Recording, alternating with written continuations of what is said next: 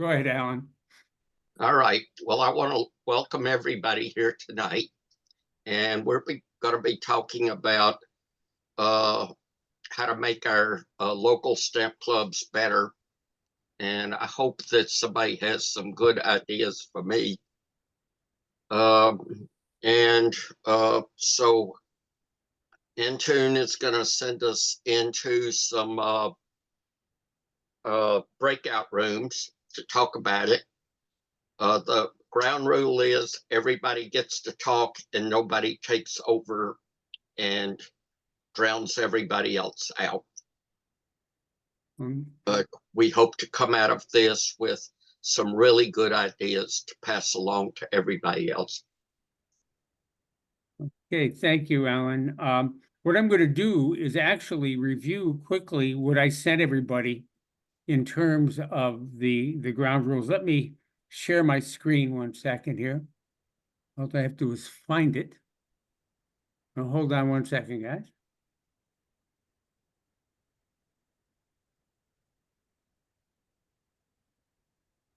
All right.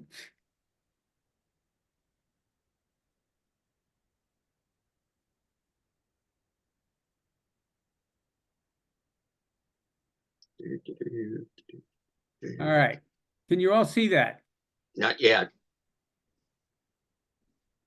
There it is. Okay. All right. I'm just going to read this so everybody can hear the same thing at the same time. We'll assign groups of 4 to 5 members at random to the breakout rooms. Groups will meet for 30 minutes. Let me make an aside here. The first time we did a participation meeting, we only gave you 20 minutes. And I got to tell you, folks were a little unhappy they didn't have more time to talk. So we're going 30 minutes here to save us from that issue. Each group should initially choose one person to facilitate its activities. And look, I know people don't want to run for office here. We don't have a lot of time for that. Generally, if you somebody says, who's willing to do it? Generally, somebody will be willing to do it. Groups shall then proceed as follows. Each member shall be given a chance to identify one best practice in their local club they believe would benefit other clubs, something you think that's been of value to your club.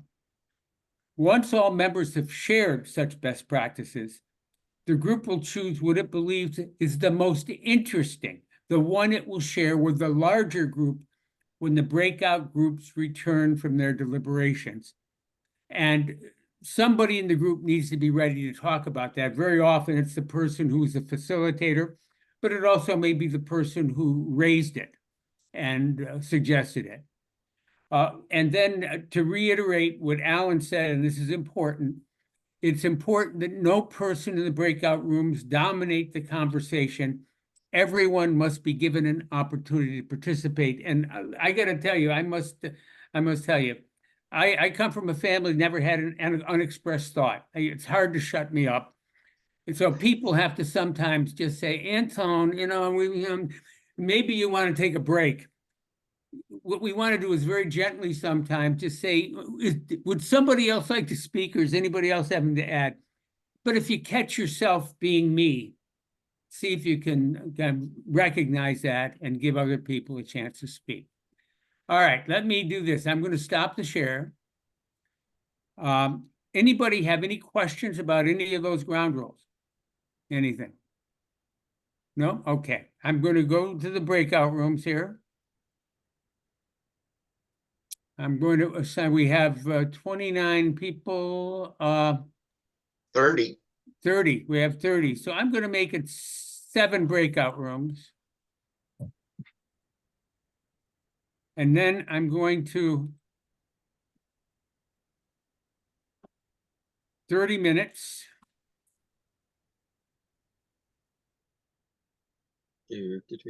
Okay. And then you're in your rooms. I'm going to put you in the rooms, folks. We'll see you in 30 minutes. Enjoy it. Take some time to introduce yourselves, get to know each other. One of the great advantages of this tool. See you guys in 30.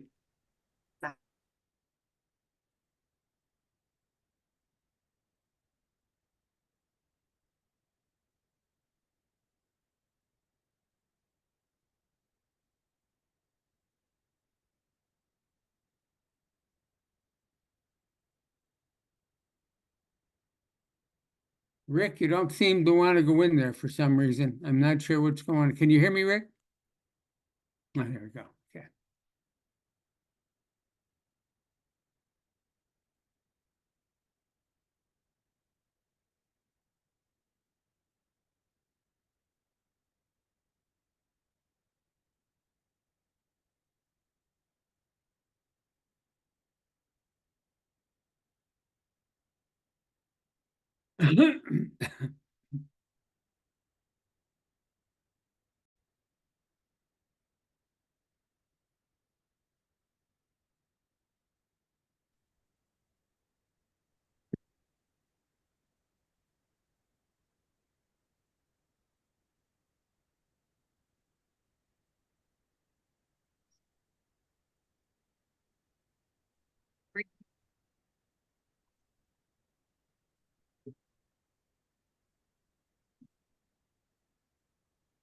Okay, getting back here. All right, we're coming back. Absolutely. Can't keep them away. We're bringing back more than we had when we left. Absolutely. I think it turns out you guys are very popular in those groups. They just wanted in. All right. I appreciate everybody coming back. What I'm going to do here is I started the recording. Let me make one change here. I'm going to make Diane Goatee a co-host so she can absolutely share her screen. What's going to happen at this point is Paul Booth, who's a member of the operating team, is going to facilitate your discussion and presentations, and Diane has agreed to make notes for each of the groups, and the groups, whichever goes first will be group one, whoever then talks second, group two, and so on. Go ahead, Paul, you're on. Okay, I hope, or I don't know if you remembered your group numbers or not, your room numbers. Group number one, let's hear from for the one who is the facilitator for your group or who wants to present. What was one of your best practices you'd like to bring to the larger group? I don't know if we had a facilitator. This is Bill Schultz. But we had a number of excellent ideas and content that were shared by members of the group. One of the questions was, did Anton have a way that people could get things to him and maybe make them available to people to download? I don't know if I'm... Well, I tell you what, let me say this. At this point, Paul is just going to ask for one issue from your group you want to share. You can always send me, if the group wants to put together a list of other items, because there are too many, otherwise we never get through the evening. I'd be glad to share them with everyone. We can get everything out to the club members, absolutely. So if there are more than you have here to share, that you want to share, that we don't have time for, just send them on and we'll make sure they get out. All right, thanks, Anton. How about a best practice from your group for your local club? Something either that you're doing or you're trying to do to attract members or keep current members engaged? Well, there was a Jeopardy club. Who was the fellow that had the Jeopardy club meeting once a year? That's me, William. Anton? Paul, can you hear me? Yes. Yeah. We just did this last night. Anton didn't get a chance to get there to be with us, but every meeting we try to have some kind of presentation. Okay. Last night we had actually a Jeopardy game. It had 5 categories, just as you would watch on a Jeopardy TV, the show. I was the facilitator. I was actually the game host, I guess. And what we did is we took our members. We only have 13 members. 8 were there last night. We put two teams together. I had 25 questions within the context of 5 categories. Each question is worth a certain dollar amount. As we went up in dollar amount, the questions got more difficult. The Jeopardy game questions were actually a PowerPoint presentation. So the guys said, we want $100 out of world geography. I posed the question to them in terms of a PowerPoint slide. Every slide had philatelic items or stamps on them, and they had to actually answer the questions to earn the money. We do that once a year, and the members really seem to enjoy that.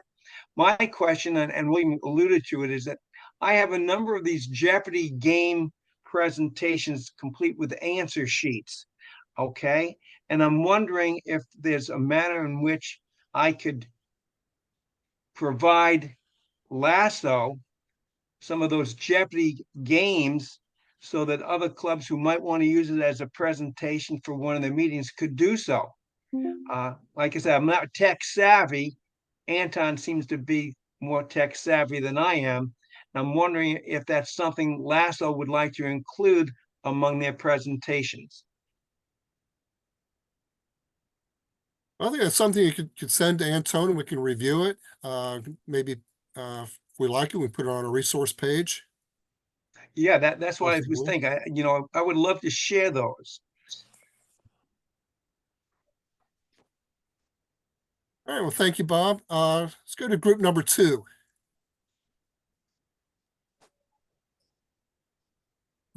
Leah's going to present for us. Okay. Okay, I didn't know we were group 2. I didn't pay attention to what number we were. What I talked about that our club did is during COVID, we had enough members who wanted to start doing a Zoom meeting so that we could still get together.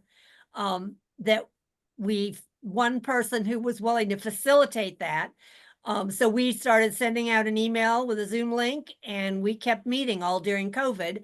And after we got back to where we could do in-person meetings, everybody said, we'd still like these Zoom meetings. So our club does 2 meetings a month. One is a Sunday afternoon meeting in person, and the other is a Monday evening Zoom meeting. And that allows us to have some members that don't even live in Atlanta that can participate actively in our Zoom meetings. And that's usually where the presentation, educational presentation is done, is at the Zoom meeting, where we can do a share screen.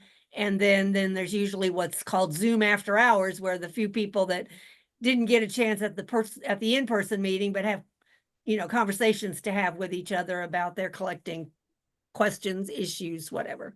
So it can end up being 2 or 3 hours long, but not everybody stays on for the whole time. Great idea. Very good. Okay, my group was group number 3. I think Alan, I think you volunteered to do the presentation. Yes, I did. We talked about clubs meeting on a variety of nights so that more people can participate, and the consensus was that nobody liked a club that all they did was auctions.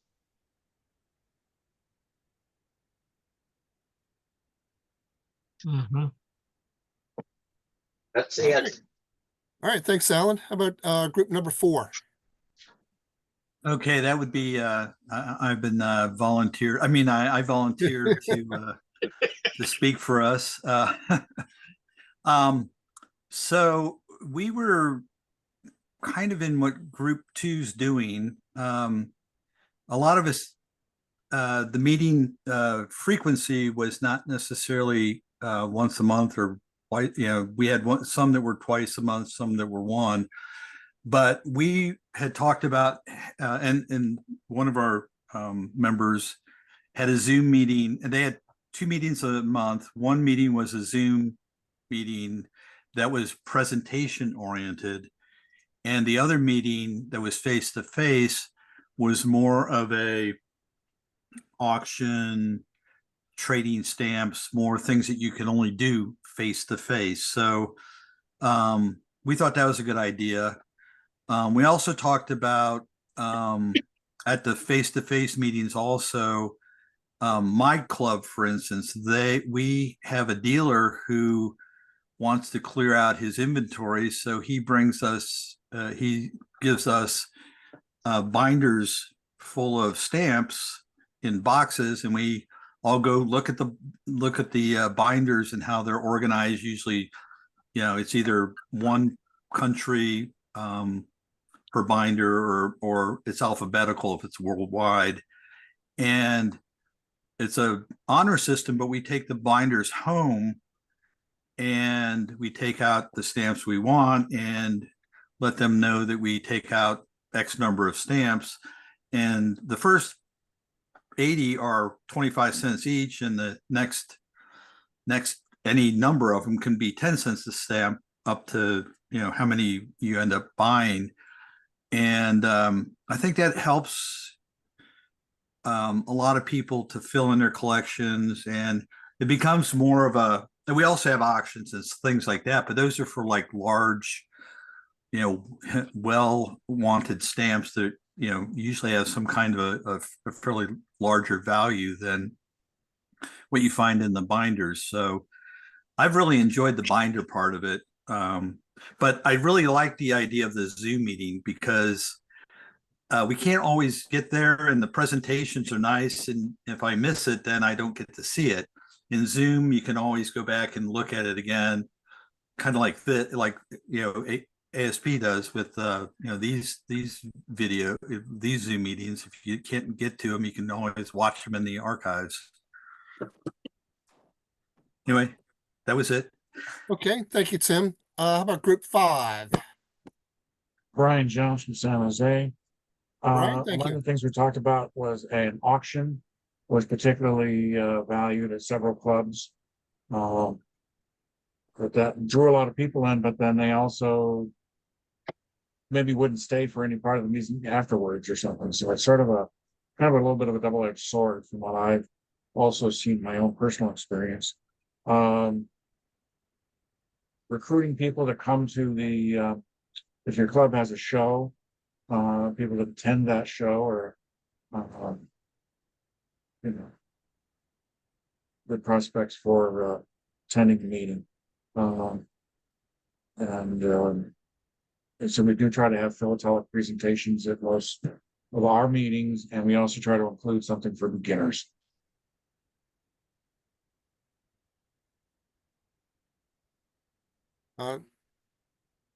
Okay. All right, thanks, Brian. How about group 6?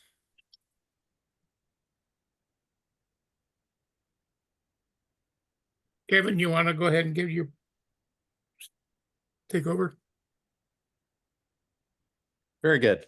Kevin Walker from Jericho, Vermont, here in the Burlington area stamp club. Welcome.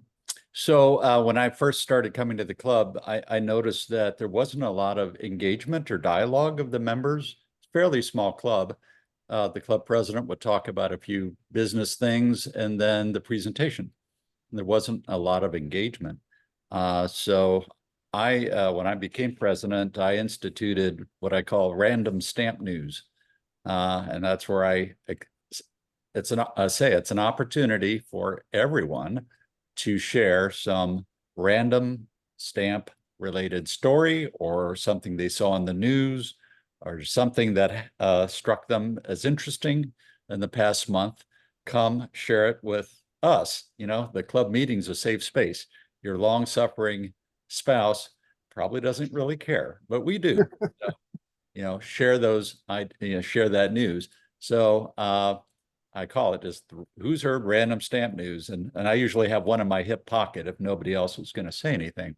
But the other thing you have to do is then be quiet and give it at least 10 seconds, maybe even 20 seconds to see if anybody will speak up, because 5 seconds isn't enough, So it's a technique I had to use in business as well. If you want somebody to say something, make it a little long, uncomfortable silence. Usually somebody will say something. But again, that was just, and the objective was to get more engagement and get the attendees just to share and talk a little bit more openly about things. And so then that's worked. So that's one technique we thought we would share with you. All right, good, thank you. Group 7. I think we were group 7. I wasn't sure the number. Okay. We talked about the problem with getting more members, and people had done various things during October National Stamp Month, having displays either in a library, in a bank, at a post office, with information on your club. And we also talked about, for beginners, maybe we could get the more experienced people more engaged with the beginners by having them mentor the beginners, one-on-one outside or whatever. Because it's hard if you're a beginner, you can be kind of lost a lot of times and you don't really learn how to do practical things. You hear more presentations about topics, Yeah, sure. We as philatelists, we have our own language, and that, somebody who's new to it, like any other activity, they don't know the language yet. Right. All right, thank you, Sherry. Was there an 8th group? Is there a group that we haven't heard from yet? No, I think that's it, 7. Is that it? Okay. Anton, can I pose a question? Sure, you can pose it to Paul. Okay, Paul, Yeah. what we have just produced is a document here. Is that something that would be downloaded onto the website so we all can make a copy of what was presented tonight? Yes, and also the recording will be available. Don't remember how long that'll take, but the recorded portion will be available. Not the breakout rooms, but these main sessions that will be available, and again, this document. Okay, so how would we access this particular document that we see on our screen right now? That will be on the website. I go to resources, and that'll be listed. It'll be listed there. Well, thanks a lot, Paul. Sure thing. Let me pose this question. I'll go a little bit off script if I could. Is anybody doing anything, especially it's been successful in attracting new members? I know Sherry kind of hinted at it. Is there anybody else doing something to attract new members to your local clubs? Well, of course, we have a couple shows a year, so we have information at that. Has San anyone, Jose, our website and Facebook page has gotten us a couple new members. People seem to, they go looking for something, information on stamps, and that's they do find this. Yeah, Yeah, we've so it's also been- had some people join our club because they found us online. We've got a page on the Southeast Federation's site where all the information about the annual regional show is. And we've worked with Boy Scout troops Oh, okay. to generate interest. We have not gotten any members from that avenue, but you never know. The interest is there, and maybe at some time later in their life they'll pick it up. Well, I saw there's a presentation later in the year on Boy Scout merit badge. Do they still Mhm. have that? Maybe that would be Yes. a good way to get to them. Yeah, They that's do have- me. Yes, they do Um, have the stamp collecting merit badge, and we actually have a very active member who created a whole bunch of activities, including quizzes and everything, if you want to do quizzes, for them to complete their requirements. How about the Girl Scouts? There Girl is Scouts no don't stamp have- collecting badge for Girl Scouts, so Oh, don't. really? No, but the good news is No. girls are now welcome to be part of Scouting USA. Correct. It's no longer the Boy Scouts USA, it's Scouting USA. And we do have young women. I've had about a dozen young women earn the stamp collecting merit badge in one of my classes. Oh, excellent. I've had over 500 kids earn their badge Mm. in one of my sessions over 15 years. And it's still one of the least earned badges. We talked about this in our breakout group. And that's something the larger hobby as a whole really needs to get on is we're in the bottom 5 of badges that are earned.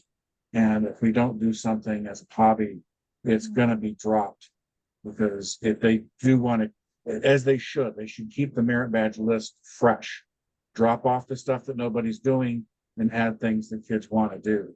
And right now, stamp collecting is one of the 5 bottom least earned badges. Could you Well, share the things you use with the scouts, so that more of us could talk to local scouting groups? Sure. Do you want me? I was going to give a presentation later in the year, but the key thing is, No, I didn't mean verbally, but online. yeah. Yeah, anybody welcome to contact me or whatever, but yeah, we do offer the kids, we get donations from people, that I got here in this collection and it's basically, no value. So I talk them into donating and I use the stamps, the merit badge. And so we're able to offer the scouts a wide variety of countries that they can collect stamps from and topics.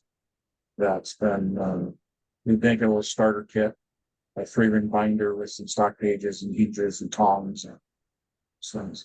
And I just focus on trying to make it fun. That this is you do this because it's fun, and that of course you got to be able to promote it within scouting. And that's you need a connection inside the office to help you promote it within the local scout roster.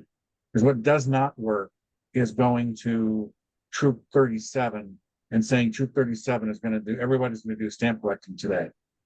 Because you're going to get 5 kids that are into it, 5 kids that are sort of going along with it, and 25 that are bored out of their minds and are just hating it. And so you want to get the 5 from each troop that want to, the 2 or 3 that want to be there. And then you have kids that really want to do it. And then it's much more worthwhile. Yeah, I've had good luck on an individual scout basis, interesting kids that age in stamps, but the problem has frequently been when I've tried to go to troops or scouting organizations to volunteer to start a stamp collecting badge program. They always say they're going to call and they never do. It's just that it isn't that they're bad, but usually the organizers of the troops have their hands full with camping and other activities. They don't want to buy into something new unless you know somebody. Well, we probably need to talk separately because that's probably not the right way to engage. You need to engage at the council level. But you also have to be willing to do youth protection training and be a registered leader. Yeah. You have to be fingerprinted things. I don't know how they do the merit badges, but could there be an online national stamp collecting merit badge group that you would teach just like you teach the ones that are nearby? Pretty difficult since when we do it locally, we do not assume the kids have any stamps. They pick it out of our club inventory from donations. That's one of the big things we do is sort donations into glassine, sorted into boxes. Or maybe it could partner with stamp clubs that would like to be part of it. Yeah, perhaps. But yeah, so we provide all the stamps so they can sit for if they want to collect Italy or India or I don't know, whatever, wherever we'd have a box with glassines of stamps sorted for that country and then pick out the stamps they like. But if you're doing that over Zoom, you can't really. Can I just? No, I meant local clubs could provide the stamps and things, but the information transmission could be done online. Can I interject 1 second? Go ahead, Anton. Louis Morel's had his hand up there for a long time, and I think would like to jump in. And since he's using the icons in this thing, I think we ought to. Thank you. So here is a suggestion. I'm from, our club is in West Michigan.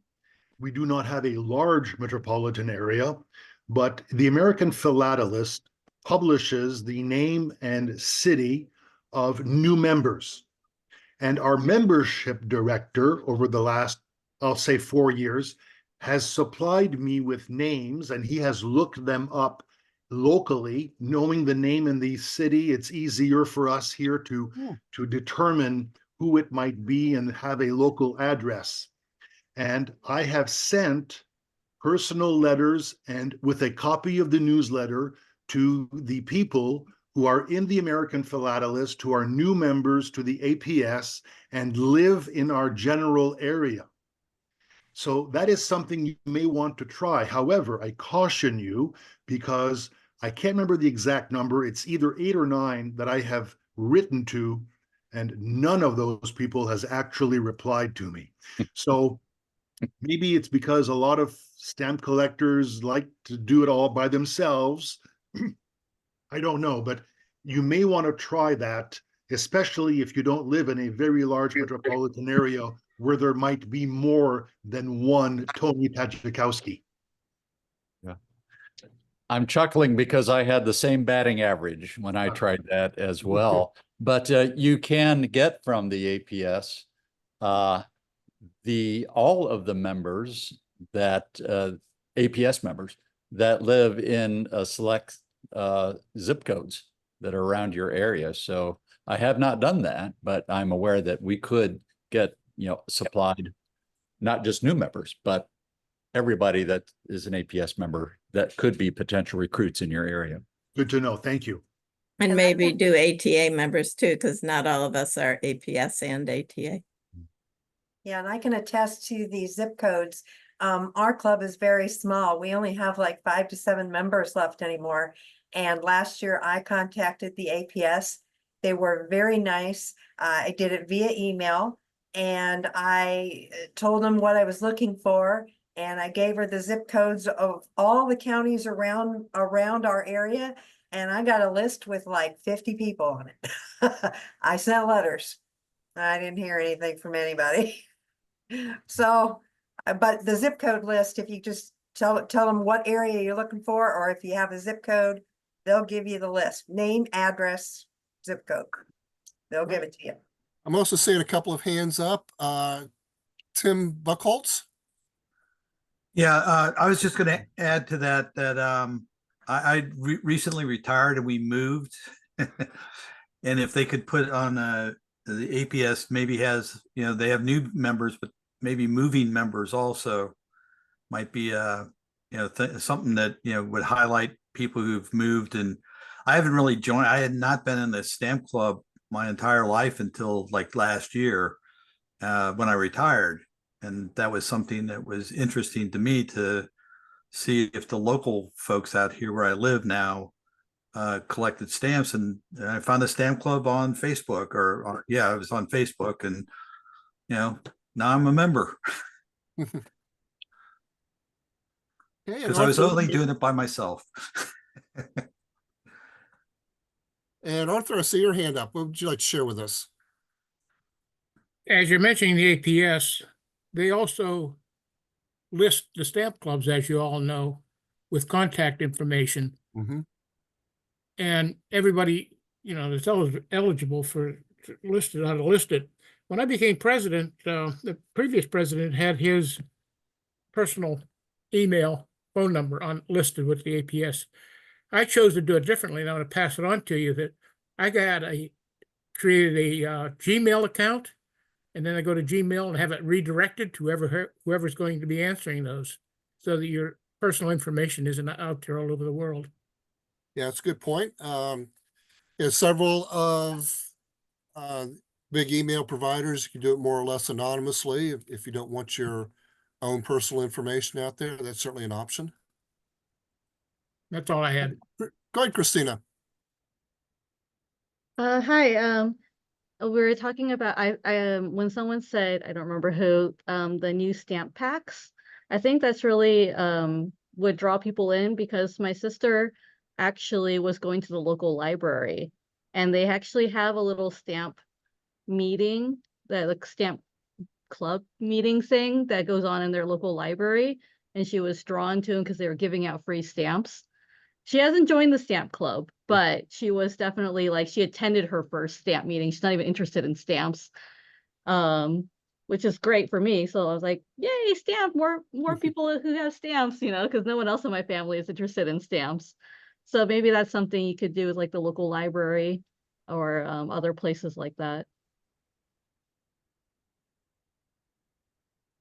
All right. All right, we are a little bit past 9 o'clock. Unless somebody has something they'd really like to share, I'm going to turn it over to Tom to wrap things up. I have one question. Sure. If there are club members that have Zoom meetings with presentations, I'm always interested in learning new things. I might be interested in attending those meetings. For instance, I live in New Jersey, but I attend the meetings at the Chicago Club, Mhm. and I usually go in like an hour after they start, so I don't catch all the club stuff. And that's when they have their presentations. Okay, so Robert, I'm Leah Coe in Atlanta, and if you would just email leacoe@bellsouth.net, I will start sending you our newsletter, and that will give you information about our Zooms. Could you say that again? leacoe@bellsouth.net, Okay, and I will email you information. great. Yeah, I had a question on, does the APS do any kind of surveys of its members to find out what draws them into stamp collecting? And if they Yes. do, it would be good for for local clubs to know those hot points or talking points that might draw people in, history or whatever. That might be a good thing that all of us could, use to better target our audience and actually speaks in a way that might draw them in.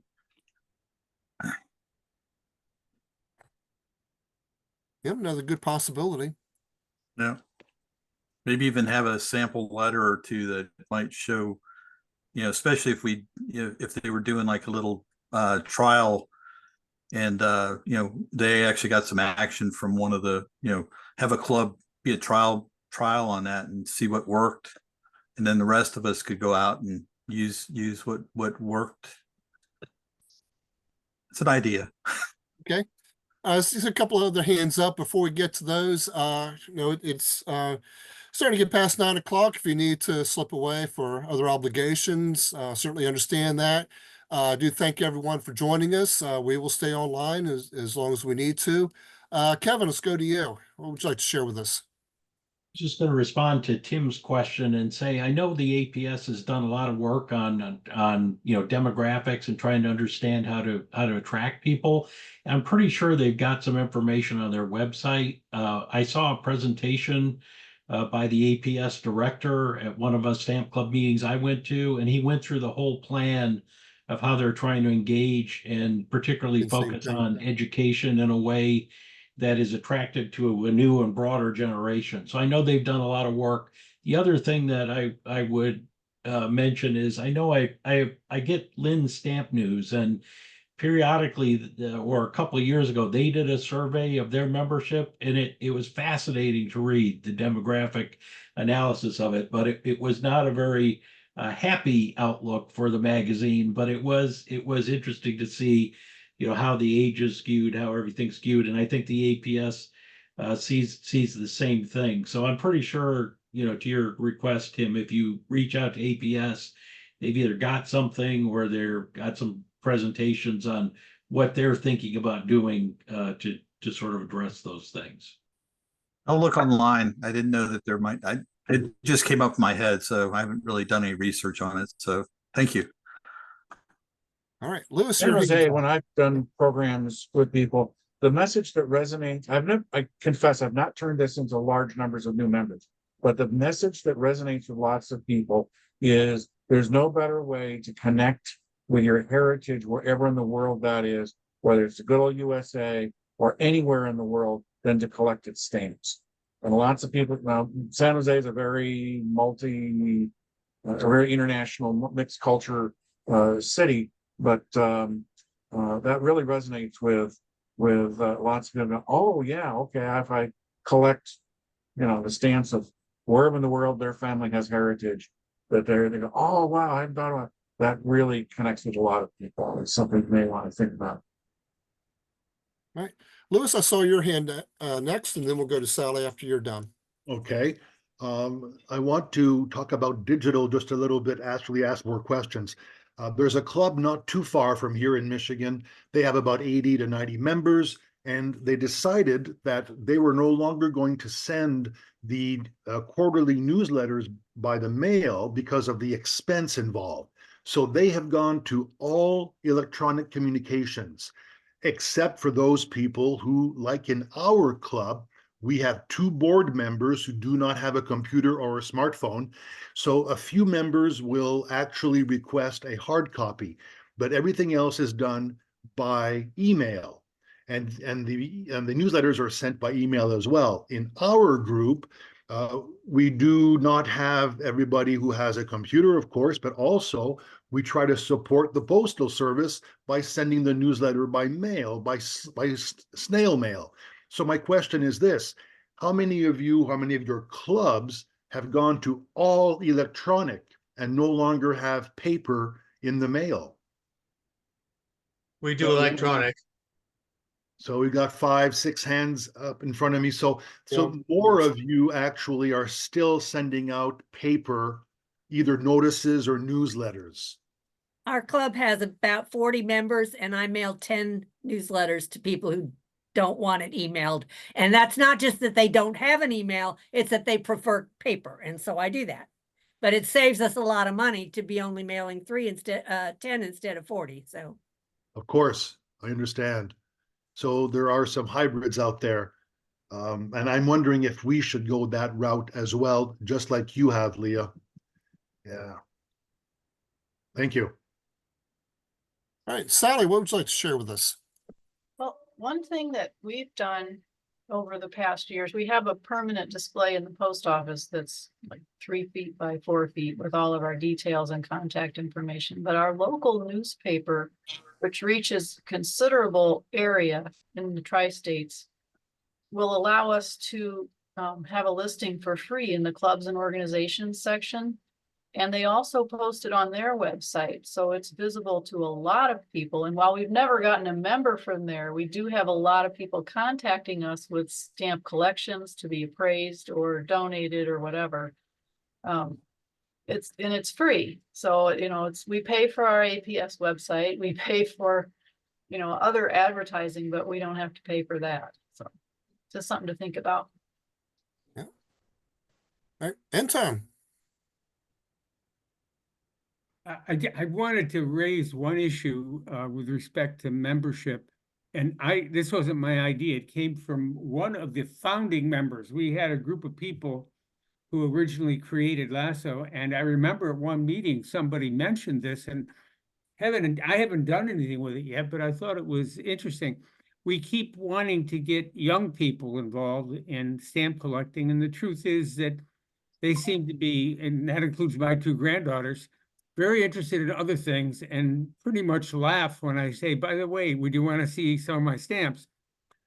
One of the original organizing meetings, one person said, think about who are the people who maybe used to collect stamps. Now, if you go to all these cities, here in Albany, there are so many 55 and older apartment complexes and active senior groups where they promote activities. And those are the people who maybe 30 or 40 years ago were involved in stamp collecting, maybe not, but they also are the people who have time and who maybe are looking for something different to do, people who maybe read history or care about genealogy. So when somebody here mentioned tonight the heritage, I think Brian mentioned that, they may be the people who would be interested in it. So maybe one of the things we want to think about as we go forward is not just think about how we get teenagers involved, which seems to be a difficult battle, but let's think about some of the folks closer to our age, at least those of us who are older, who still have a lot of years left and maybe more money to spend and maybe more time. Yeah, I've heard Scott English talk about the same kinds of things, targeting the mid-40s, mid-50s age group where for most people, children are grown, starting to think about retirement and start having a little more disposable income and more time on their hands to pursue a new interest or rekindle an old one? Go ahead, Sally. I'm sorry. No, Okay. my All cat right. is sitting on the, I've had the same thing happen. In fact, I had a cat fix a computer for me. It's hard to get teenagers because they have so many other things to do. Mhm. I'm sure there's plenty of clutchers like me who I started as a kid. And then when I got to a teenager, I stopped it, but then I started up again when I got into my 30s. That's my story also. There's school to finish up and career to start and family to start and kind of collecting kind of waits for a rainy day here and there. And then, got into my 40s and started being a more regular part of my life. Kevin. I was just gonna say, man, I think I don't mean to say, we only need to bring, young people in or whatever, or younger people, because I do agree with Anton. You get people who are interested in it.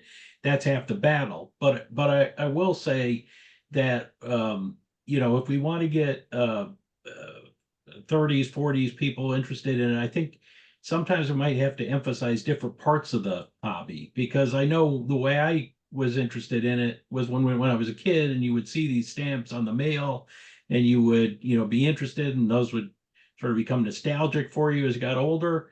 That was the attraction. Well, I would get my mail every day. There's no stamps on the mail. I hardly get any stamps. So to the younger people, they're not used to that. They're used to email. But I think other parts of the hobby, like postal history, for example, would be very attractive for people who aren't used to seeing the stamps. Or maybe you get them involved in creating their own covers so that they get their own mail, or they make their own stamps coming in. Or you get them into topicals more, because topicals are, it's like Pokemon cards or something like that, right? So to me, I think that there is scope to broaden the interest in it, but I think it may just take emphasizing different parts of the hobby, and for certain demographics, and that again, it's not a bad thing. The group of people that are doing it now is great, but we'd like to have some friends, right? So I think bringing in some different ideas, new ways to do things, connecting things in with new technology, linking in. I've seen people use Google Maps to sort of demonstrate where things are on stamps. That's a connection that we never could have done in the 60s or 70s, but people can do now. So there's lots of opportunities and different things that could be done, and at the same time preserving all the parts of the hobby that have developed over 150 years. So I just want to make clear, I'm not trying to denigrate anything we're doing. I'm just trying Absolutely. to say, it's a big, let's make it a big attractive Oh, tent definitely. for everybody. All right, Lewis, I think I saw your hand next. Yes, two anecdotes to extend what Anton just said. The first one, I was told last year that a 30-year-old man was tasked with sending out the wedding invitations. He had never purchased postage stamps in his life. Wow. That was a new experience for him, because he was one of those people who in that generation sent everything by email, including virtual greeting cards. So there are people out there who have never actually seen a postage stamp, because how many of those cards and letters you receive at home have a postage stamp these days, as opposed to a metered label or a pre-sorted printing on it with on an envelope with a little window in the front and a bill inside. So that's one reality of our society right now. The other flip side of the coin or stamp is that today's youth doesn't seem to have much interest in collecting tangible things that you can hold in your hand. However, can they not be, they'd rather see it on a tablet or computer screen, but they may be, some of them may be interested in the cultural or political or historical aspects of what's on the stamp. They don't care to have the stamp in an album on a shelf in a closet. but they may be interested in the content. Question is, how do you introduce them to the fact that postage stamps contain all that information that may be of interest to some of them? Yeah, fair questions. Anton, I see your hand up. Yeah, I tell you what, I have just one quick anecdote, but then I think we need to give Tom a chance to make the announcements at the end. Yeah, We can definitely. come back I just hate to lose too many people before Tom has a chance to share some things that we're going to be doing. We can come back and continue this, but I got to tell you, I was teaching at a university until I retired a couple years ago. And we had a young woman come into the office. She was a graduate student. She had a stamp and she had an envelope, and she asked the office staff where to put the stamp on the envelope. So I think that, Tom, I think we should go to you, and then Paul, if the folks want to stay and continue talking, go ahead and we'll continue the conversation. Yeah, absolutely. Go ahead, Tom. Go ahead and do the wrap up. Again, if any of you want to stay after Tom, feel free. We talk a little bit more, but Tom, kind of do our wrap up and tell us a few things that are coming up. Sure. Right now, I'm going to try to put into the chat, if you all click on the chat button, if you don't have that already up on the bottom of your screen, a link for everyone here. There you go. For an evaluation of tonight's meeting. What did you think about it? What did you like? What can be improved? What are your thoughts? What are your opinions about that? So I'd invite you all to go ahead and click on that when you get a chance. Anton, I think you may be able to send that out to the members who joined us here as well, probably tomorrow.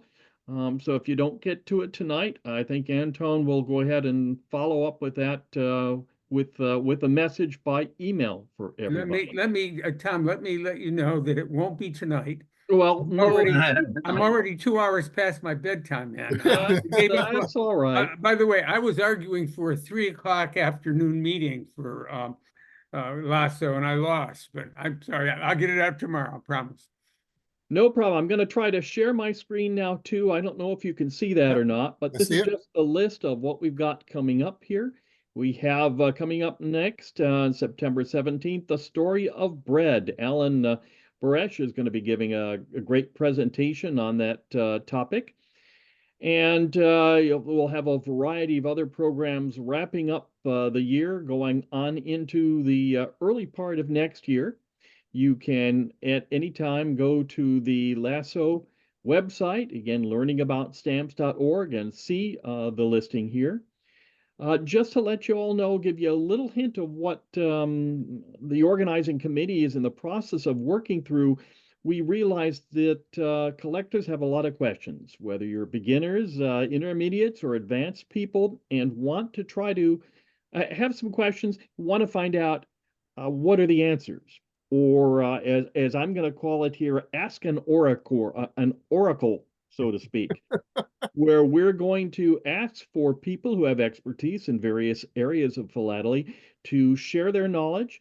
What our initial thoughts are right now is to come up with a list and email addresses for people that if they have expertise in certain areas of the hobby, that we can try to link those people up with the people who go to our website and say, okay, who's a specialist in the British Commonwealth? Oh, there's somebody there. I have a question for them. So that's the kind of approach we're looking at. We've got a lot of details to work out, but that will be coming soon. So just hang in there, and we'll get that information on out to you once everything has been developed. All right. Thank you, Tom. Stop sharing. Go ahead. Okay. Anything else that anybody would like to share with us? Just want to throw in here, I think if we can find ways to communicate that there's good reasons to collect stamps, as I mentioned about the connecting to your family heritage, genealogy. I sort of blend my work and one of my other activities into genealogy. Topical collecting. We got to think, remember, people outside the hobby don't know that's a thing. I can't believe how many people I talked to who are not in the hobby didn't know that collecting hats on stamps or stamps on, or whatever it is, that you can do that. That's okay. But I thought there were a lot of rules. Well, you know, my only rule, as I said, is just don't learn how to handle your material. Beyond that, and then all of us could be collecting dogs on stamps and all our collections will look vastly different. That comes as a shock to a lot of people. And I think if we could just find a way to make a lot of doors into the tent of stamp collecting and make people feel welcome, that they're not stupid for not knowing these things. We can have a resurgence in the hobby, despite, I forget which gentleman said that, yeah, you're right. Today's young people do not buy printed books. They do not buy music on CDs. They do not buy movies on DVDs. Those things, that's for us old fuddy-duddies. But